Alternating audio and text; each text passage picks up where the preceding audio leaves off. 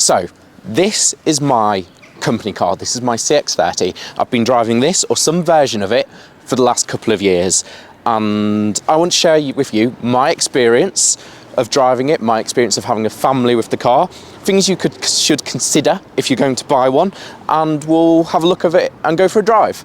So I think the first thing to talk about is the interior on the GT Sport Edition.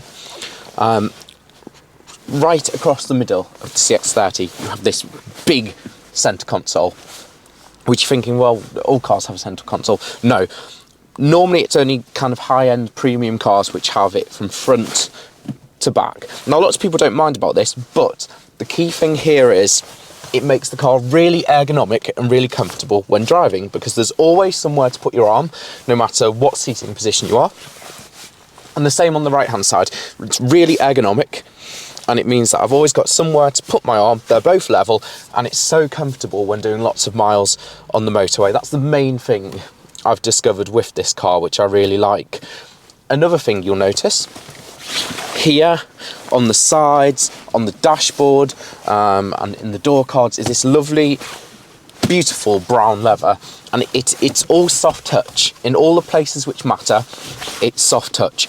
Obviously, you've got plastics further down the car where your feet go, more hard-wearing areas, but I don't think there really is cars out there at this price point which have so much stitching and soft touch leather, so that is certainly a positive point of the CX-30.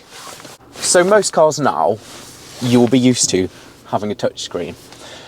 The CX-30 at the moment doesn't have a touchscreen, which was something I found a bit strange when I first got in the car, because I was used to most cars I'd always had a touchscreen.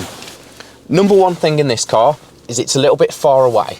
So because it's lovely and sculpted into the dashboard, it's a bit far away to be a touchscreen, but you have a Mazda scroll wheel.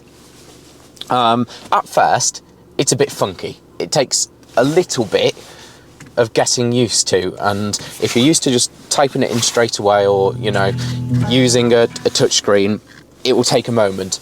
But, and trust me with this one, I've now got to the point where I'm used to it. So when I'm driving on the motorway or around town, it means I can look out the front window, and I rarely have to take my eyes off the road, because I've got used to back, forward, and scrolling through the options, and you almost intuitively know where they are. This solution is so much better than a touchscreen when driving. Trust me, you'll get used to it. It's brilliant. So styling wise for the CX-30, you can see it. We've got lots of photos. We'll do some video shots of it, so I don't have to stand here and point out certain things and describe the design to you. But there is one thing I love, and it's this glossy black rear spoiler, which is on the power tailgate. When I first got it, I thought, why do you need a power tailgate? I'm used to just lifting it and opening it.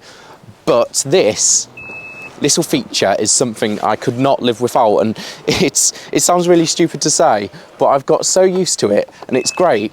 And I've found on other cars of similar price point, it's quite difficult to get this feature included, which is another reason why I'd recommend this car over the cars which it's competing with in the segment. Okay, you're going to think I'm going a bit mad now, but I'm copying someone on YouTube with this, with the stick of truth. It has two real exhausts, and you're thinking, well, doesn't every car have two real exhausts? No, it doesn't. Most cars now, especially not the super expensive ones, and even including some of the super expensive ones, will have fake rear exhausts, and the real exhaust will be hidden underneath. The CX-30, in a very sporty nature, has two quite nice real exhausts. So, if you want a sporty looking car, this makes the SUV look so much more sportier. And this stick is particularly sharp and covered in thorns, so let's get rid of that. So, about a year and a half ago, a new person joined our little family. Before this new person, I had loads of space in the car, and we've just got the one little one. And as you can see, the car seat fits in very snugly. There's not lots of room, and when you want to get two adults and the car seat, the car becomes very crammed very quickly. Another thing, I'm sure online and on our website we've got the details of just how big in litres and all of that this boot space is.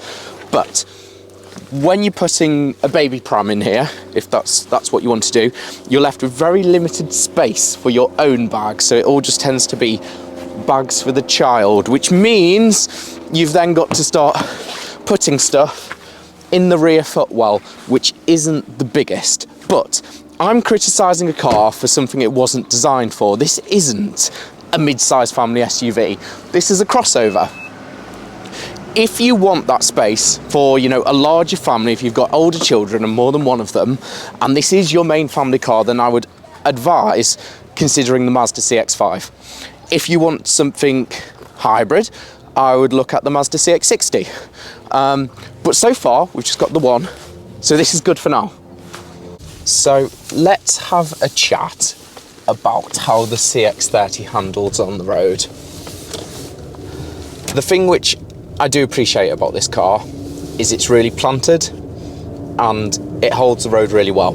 So when on the motorway, you have this really kind of commanding driving position, which I enjoy. Also, with the Skyactiv-X engine, it has plenty of pulling power to get to where you need to go within the necessary speed limits. While driving, and as I've mentioned before, it's really ergonomic and comfortable.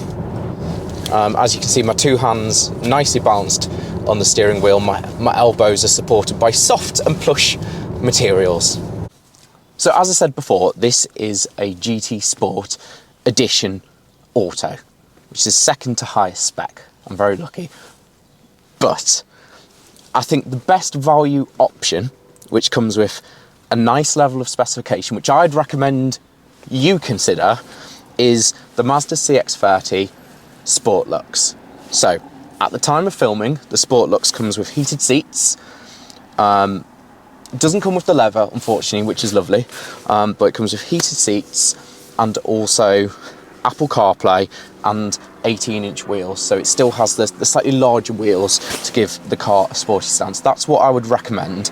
In terms of engine choices, Skyactiv-X has lots of pulling power, so you know, within the legal limits, no matter what speed you're cruising at, you always have that power to overtake and, you know, get to where you need to be. However, the G is, you know, it has pulling power, equally as good, perfect for around town and motorway cruising. But if you do want that bit of extra power and you do anticipate needing that, go for the Skyactiv-X.